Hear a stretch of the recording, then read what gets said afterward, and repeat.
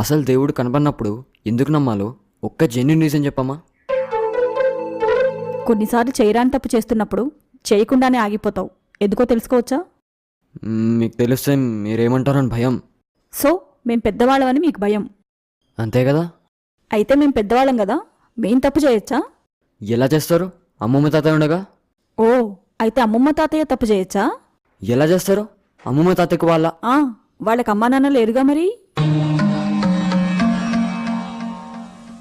దేవుడంటేనే పెద్ద దిక్కు.